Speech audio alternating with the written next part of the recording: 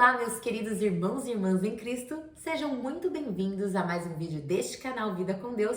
Meu nome é Larissa e o tema de hoje é Amor e fé vencem o medo. Você sabia que o contrário de medo pode ser amor e fé?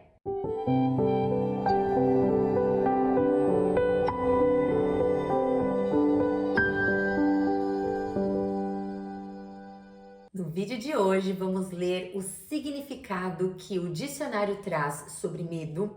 Vamos também ler uma definição sobre quando o medo conduz a nossa vida.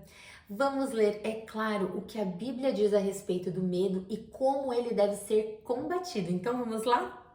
Nós podemos sentir medo em várias áreas, por diversas coisas e em diferentes fases da nossa vida. Por isso é que nós vamos começar então lendo a definição que o dicionário nos traz sobre medo, porque assim pode ser que você consiga identificar em alguma área ou em algum aspecto da sua vida que você nem pensava que tinha medo, para que nós possamos, através da Bíblia, através do poder da atuação do Espírito Santo, levar isso ao Senhor e Ele conseguir nos tratar, nos restaurar.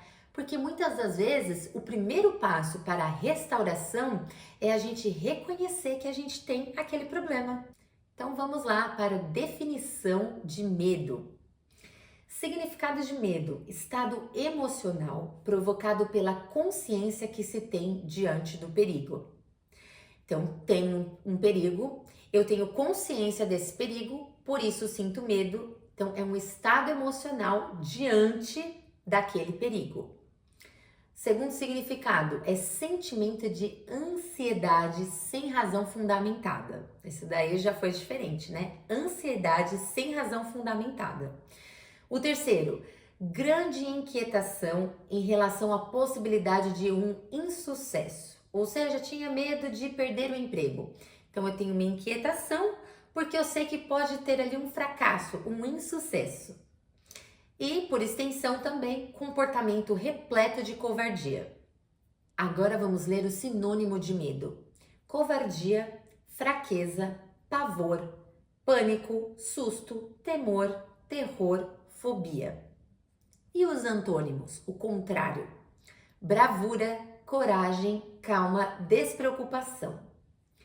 Ótimo, então nós lemos a definição de medo pelo dicionário. Agora vamos ver 1 João 4,18, o que a Bíblia diz sobre o medo. Olha só, no amor não há medo. Pelo contrário, o perfeito amor expulsa o medo, porque o medo implica castigo. Aquele que tem medo não está aperfeiçoado no amor. Vejam que ela não diz a perfeita coragem expulsa o medo, ou a perfeita bravura expulsa o medo, ou a perfeita calma expulsa o medo. Então ela não usou os mesmos antônimos que o dicionário nos trouxe. Ela disse sobre amor. Agora, tendo esse versículo em mente, para sendo o fio condutor do nosso vídeo, eu quero ler a definição que o Rick Warren, desse livro Uma Vida com Propósitos. Eu já citei esse livro inúmeras vezes em outros vídeos. Inclusive, eu vou deixar o link para este devocional aqui na descrição do vídeo, bem como de todas as Bíblias que eu citar e de todos os sites que eu citar também. Vamos lá. O que dirige, o que conduz sua vida? Muitas pessoas são conduzidas, dirigidas, movidas pelo medo. Seus medos podem ser resultado de uma experiência traumática, expectativas irreais, crescer em um lar controlador ou até mesmo uma predisposição genética. Independentemente da causa, as pessoas que são movidas pelo medo muitas vezes perdem grandes oportunidades porque têm medo de se aventurar. Em vez disso, elas ficam na zona de conforto, evitando riscos e tentando manter o status quo, ou seja, a situação atual, vigente. O medo é uma prisão autoimposta que o impedirá de se tornar o que Deus planeja que você seja. De novo, o medo é uma prisão autoimposta que o impedirá de se tornar o que Deus planeja que você seja. Ou seja, Deus te planejou para ser alguém e o medo que muitas vezes nós mesmos nos colocamos nos impede de nos tornarmos aquilo que Deus nos desenhou para sermos. E ele termina com a seguinte frase: você deve agir contra o medo com as armas da fé e do amor. Meus irmãos, foi aí que parece que uma camada, sabe, uma venda caiu dos meus olhos e eu enxerguei essa relação de medo com amor e fé de uma forma nova. Inclusive foi a partir daí que eu comecei a gravar vídeos, eu comecei no Instagram e vim aqui para o YouTube. Então é muito significativo esse tema para mim, eu espero que te ajude da mesma forma que me ajudou. Agora nós já temos duas coisas aqui em mente. O fio condutor, que é 1 João 4,18, sobre o verdadeiro amor expulsa o medo. Nós temos essa definição do Rick Warren sobre o medo conduzir a nossa vida. Por que nós não devemos deixar o medo conduzir a nossa vida? E agora eu vou ler outros versículos que a Bíblia traz em relação a medo e como combatê-lo. A Bíblia diz também que confiar em Deus nos ajuda a vencer o medo. Então, além de o amor expulsar o medo, confiar em Deus nos ajuda a vencer o medo. Vejam Salmos 56:3. Quando eu estiver com medo, confiarei em ti. Outro, a Bíblia diz que buscar a Deus nos livra dos nossos temores. Salmo 34:4. Busquei o Senhor e ele me respondeu, livrou-me de todos os meus temores. Então, o amor expulsa o medo, a confiança em Deus expulsa esse medo, buscar a Deus me livra dos meus temores. 4, agora a presença do Senhor. Vejam aqui, Isaías 41:10. Por isso não tema, pois estou com você. Não tenha medo, pois sou o seu Deus. Eu o fortalecerei e o ajudarei. Eu o segurarei com a destra da minha justiça. Então vejam, eu estou com você. Essa é uma promessa que o Senhor faz a nós ao longo da Bíblia inteira, Antigo e Novo Testamento. E por que é importante a gente destacar isso, ressaltar?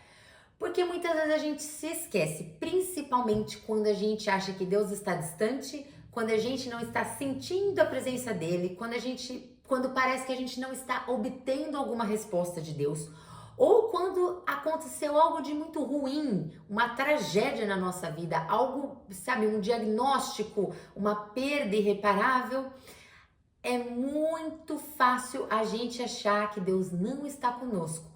Quando a Bíblia nos diz, a Bíblia nos garante, a Bíblia é a palavra do Senhor e ela nos garante que Deus está sempre conosco. Porque é tão difícil a gente acreditar nessa verdade quando a gente passa por situações difíceis, né? É como se todas as evidências, tudo o que está acontecendo, que é visível, que é palpável, seja muito maior do que a palavra diz que Deus é.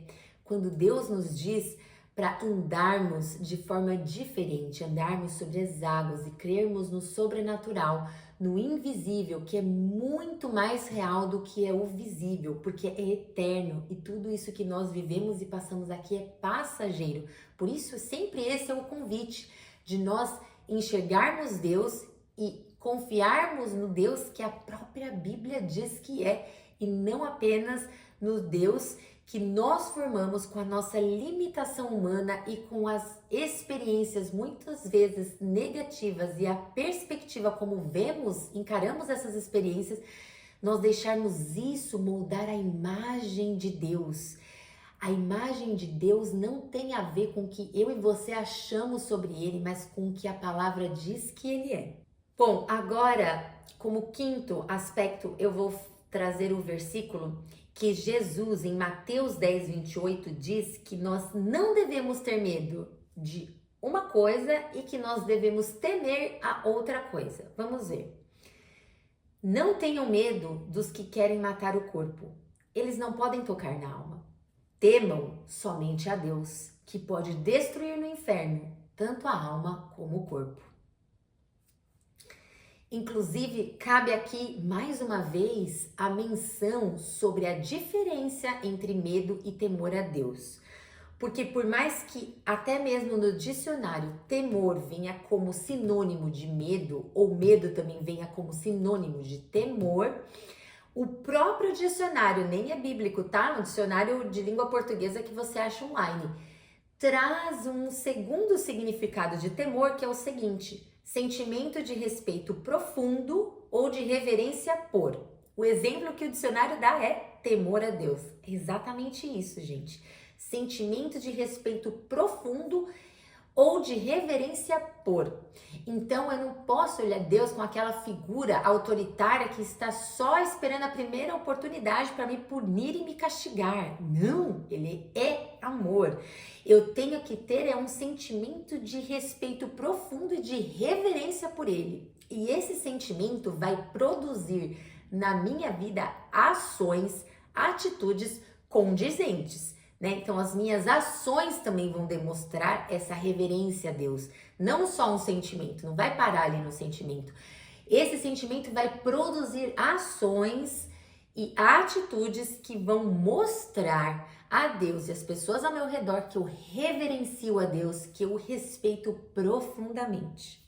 Voltando agora para a definição que esse autor Rick Warren dá sobre o medo conduzindo a vida, ele diz que as armas são fé e amor. A nossa fé nele, nossa confiança nele, mas o fato, a verdade, a promessa de que ele é conosco sempre, que ele estará conosco para sempre, de que ele tem o controle de todas as coisas, de que ele nos ama, de que ele cuida de nós, de que ele se importa com os detalhes, de que ele, além de Criador e Salvador, é nosso Pai, tá? Isso nos faz vencer o medo. Por isso que ele diz que a fé em Deus e o amor dele por nós nos faz vencer o medo. E agora cabe um ponto de atenção muito interessante, de que não necessariamente vencer o medo é eu estar imediatamente corajosa e 100% autoconfiante, tá? Porque às vezes você vai estudar a palavra, vai meditar sobre esse tema, vai pedir para o Espírito Santo te revelar, né? Tudo que eu falei aqui, se isso realmente é bíblico, se é inspirado por Deus, né? Como você pode aplicar isso na sua vida. E pode ser que você saia dessa oração e você olhe para o seu sentimento e não vai ser de coragem.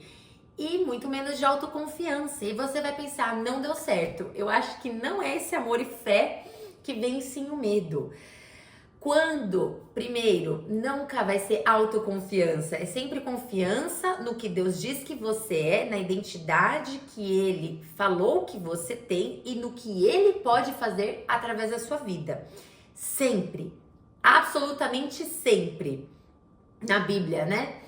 Todos os homens da fé, todos os profetas, todos que foram usados por Deus, nunca era baseado no que eles eram e podiam fazer ou sentiam que podiam fazer, mas na disponibilidade deles para Deus, na prontidão deles para Deus, pelo menos na obediência deles para fazer aquilo que Deus estava os chamando para fazer.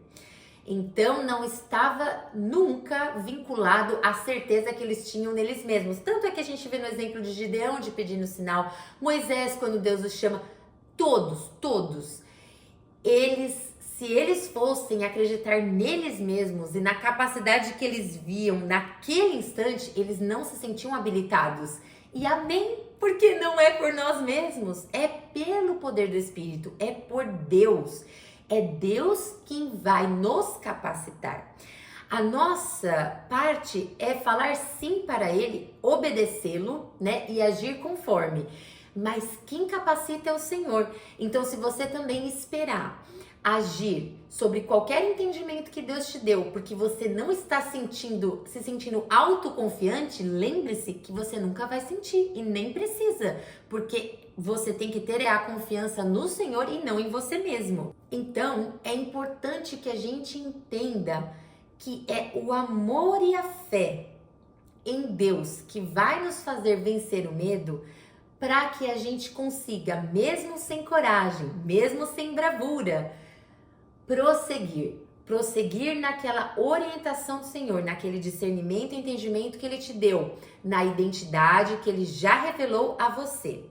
Eu quero ilustrar essa questão do medo e de se paralisar com medo com um exemplo bíblico sobre a parábola dos talentos. Mateus 25, 14 a 30, tá? Eu vou ler a tradução da NVI.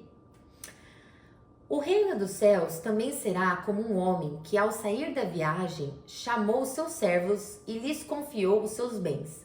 Só um parênteses, o reino dos céus também será. Por que também? Porque Jesus já deu uma metáfora de como vai ser o reino dos céus na parábola anterior, nos textos anteriores.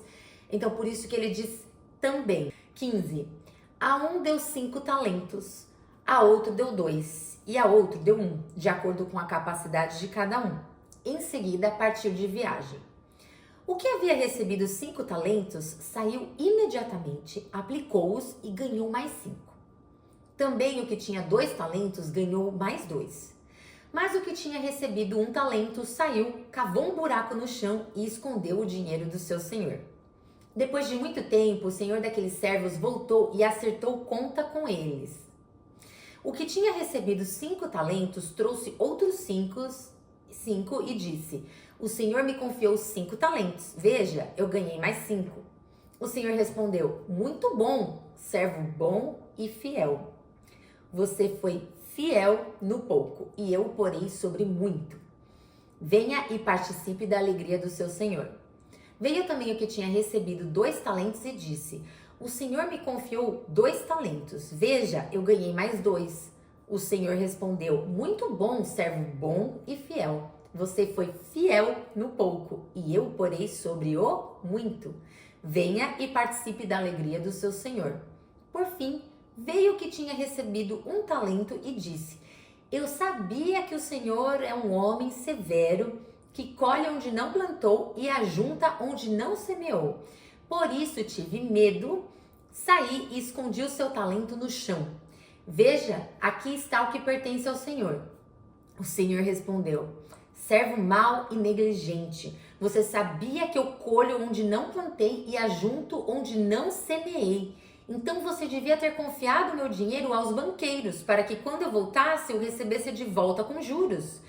Tomem dele o talento e deem-no ao que tem 10, pois a todo que tem, mais será dado e terá em grande quantidade, mas ao que não tem, até o que tem lhe será tirado. E lancem fora o servo inútil nas trevas, onde haverá choro e ranger de dentes. Esse texto é profundo e a sentença que o último servo recebe é dura, né? Assim, a gente até se assusta quando a gente lê. E eu precisei recorrer ao estudo bíblico do pastor Paul. Esse pastor, ele é de uma igreja dos Estados Unidos chamada a Calvary Chapel, Ontario. E ele já estudou com a igreja dele algumas vezes e continua fazendo isso, tá? Em tempo real. Ele toda semana tá liberando vídeos no YouTube. De ponta a ponta ele estudou essa Bíblia e ele disse assim, que a parábola anterior, que é das 10 virgens, né? Ela tem como tema justamente essa prontidão para a volta de Cristo. E essa da parábola dos talentos também tem esse enfoque, também fala sobre esse tema, né, sobre a volta de Cristo, porém ela enfoca na fidelidade. Tanto que o Senhor dos servos, ele sempre repete as palavras, servo bom e fiel. Você foi fiel. Então, vejam, fiel 2 vezes para os 2. E não importa que um ganhou 5, o outro ganhou 2, ele chamou ambos de fiel e que ambos tinham sido fiéis no pouco. Muito interessante essa parte. Tá, daí o pastor falou assim, fiel no quê? Fazendo o quê? E aí ele citou Colossenses 4:5 e essa revelação é muito boa. Vejam só. Sejam sábios quanto à sua maneira de viver para com os de fora, aproveitando ao máximo cada oportunidade. Quais oportunidades? Oportunidades do dia a dia, das mais simples possíveis. Então, a ideia é de que a gente tenha essa prontidão, né, das 10 virgens, né, da parábola. A prontidão é nós estarmos atentos, tá? Atentos ao que o Senhor está fazendo, ao que o Senhor quer de nós, que nós obedeçamos, porque muitas vezes ele já esclareceu, a gente já até entendeu, mas a gente não quer obedecer, a gente não quer pôr em prática. Essa prontidão também tem a ver com ações, obras da nossa vida para com o outro. E por isso a cada oportunidade das menores possíveis. Por exemplo, sorrirmos para as pessoas, abrirmos a porta de um estabelecimento para uma pessoa entrar antes da gente já querer sair, darmos o nosso lugar para alguém, no transporte público que seja, cumprimentar o seu vizinho e quando ele quiser falar com você, oferecer alguns instantes do seu dia para ouvir aquela pessoa. Nós temos muitas oportunidades aparentemente simples ao longo do nosso dia em que nós podemos ser luz, em que nós podemos ser sal, em que nós podemos auxiliar, em que nós podemos ser bênção para outras pessoas e nós temos que aproveitá-las. E Deus deu para cada um de nós talentos. Seja a definição que você quiser dar sobre talentos dentro dessa parábola, Deus não deixou ninguém sem nada, todo mundo tem alguma coisa. E nessa hora cabe um outro lembrete de que o do seu irmão não é o seu é o que Deus deu para você. Então se atente aos talentos, aos dons, ao chamado, o que seja, a personalidade que Deus deu para você. Deus deu facilidades, forças e habilidades para cada um de nós. Então você já tem forças, habilidades que Deus deu exclusivamente para você. Em vez de olhar e querer o do outro ou a quantidade do outro, se foca no que o Senhor já te deu e usa para honra e glória do nome dele. Então, linkando agora tanto que estamos falando em volta de fé e amor, vencer o medo, a nossa fé, ela tem que ser demonstrada através das nossas ações, né? Das nossas atitudes, das nossas obras. E por isso, então, que o medo não pode nos paralisar de colocarmos em prática, de termos ações condizentes com a nossa fé em Cristo. Prestem muito atenção agora. Nós temos que ter fé em Deus, no que Ele diz que Ele é. Fé na natureza de Deus, na obra de Jesus, nas consolações do Espírito Santo. Nós temos que viver em Deus, no amor dele por nós, recebendo esse amor e conhecendo esse amor. Como? Tem a resposta. 1 João 4,16. É um pouquinho antes daquele primeiro versículo que a gente leu. Assim, conhecemos o amor que Deus tem por nós e confiamos nesse amor. Deus é amor. Todo aquele que permanece no amor, permanece em Deus e Deus nele, tá? E aí, eu tenho que voltar aos estudos do pastor Paul, de outro vídeo, inclusive, sobre a importância, meus amados irmãos, não sei se vocês notaram isso, de que nós não apenas devemos conhecer o amor de Deus, mas nós temos que confiar nesse amor. Está escrito no versículo que acabamos de ler. Assim conhecemos o amor que Deus tem por nós e confiamos nesse amor. E sabe por que ele chamou essa atenção a esse ponto? Porque ele disse que nessa vida ministerial muito longa que ele tem, ele já viu inúmeros cristãos chegarem até ele e dizerem que conhecem o amor de Deus. E de fato, eles têm um conhecimento intelectual e até bíblico do amor de Deus, porém eles não confiam nesse amor num nível pessoal. Eles não acham que esse amor de Deus é sentido, é real na vida deles. Eles até entendem racionalmente o que é o amor de Deus, mas eles não conseguem acreditar, confiar que esse amor de Deus soberano é pessoal e íntimo. E agora eu pego uma licença para oferecer a mesma oração que o pastor Paul ofereceu. que é a seguinte: se você acha, agora, faça uma rápida avaliação.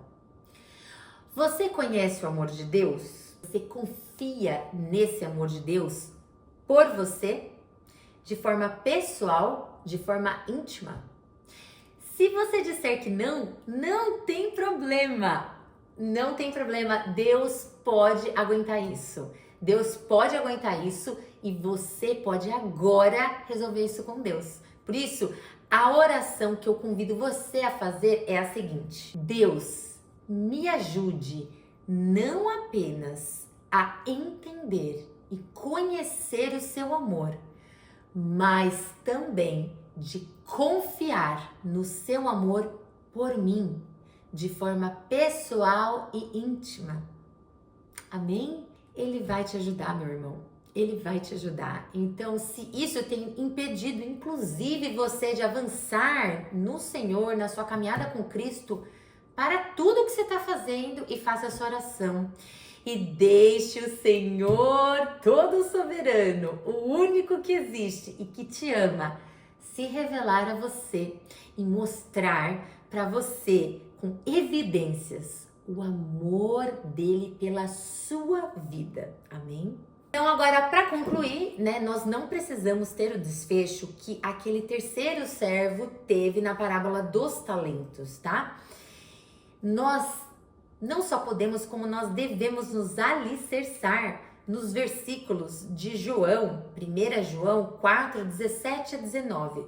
Vejam que nós começamos o vídeo com 1 João 4, 18, aí agora eu falei de 1 João 4, 16, então eu voltei um pouco e agora eu vou continuar, eu vou falar do 17 até o 19. E é nesses versículos que nós temos que nos alicerçar, que colocar a nossa base, o nosso fundamento tem que ser esses versículos, para que nós tenhamos uma vida e o fim que Deus deseja para nós. À medida que permanecemos em Deus, nosso amor se torna mais perfeito. Assim teremos confiança no dia do julgamento, pois vivemos como Jesus viveu neste mundo. Esse amor não tem medo, pois o perfeito amor afasta todo medo. Se temos medo, é porque tememos o castigo, e isso mostra que ainda não experimentamos plenamente o amor. Nós amamos porque Ele nos amou primeiro. Amém? Leia esses versículos, Escolha a tradução que você mais gostar. Essa foi a nova versão transformadora, que é a NVT. E deixe o Senhor falar ao seu coração ao longo desses dias com esses versículos. Aliás, essa carta de João, ela está permeada de amor. Então, se você está tendo alguma dificuldade em entender o amor de Deus e talvez por isso até esteja vivendo no medo, Porque é o perfeito amor que expulsa o medo, que afasta o medo, eu recomendo fortemente de você ler 1 João. 1 João, inclusive essa 1 João 4 inteira, ela vai falar bastante sobre isso, sobre o amor de Deus por nós, sobre estarmos no amor de Deus, sobre confiarmos nesse amor, sobre entendermos que amamos porque Ele nos amou primeiro e até nos convidar a amar o nosso irmão, porque se Deus nos ama e ama, nós devemos amar o nosso irmão também. Espero que esse vídeo tenha sido muito revelador a você, tenha sido útil para a sua vida com Deus, para que você saia do estado de paralisia do medo e entenda que com a fé no Senhor Jesus Cristo e vivendo o amor dele por você, permanecendo nesse amor, ouvindo do Senhor e colocando em prática aquilo que ele tem direcionado, nós podemos sair do estado de paralisia que o medo nos causa e vivermos em abundância a vida que Deus tem para nós. E quando vivemos nessa abundância do que Deus tem para nós, automaticamente pessoas ao nosso redor também são beneficiadas por esse amor e acabam tendo um vislumbre do que é Jesus.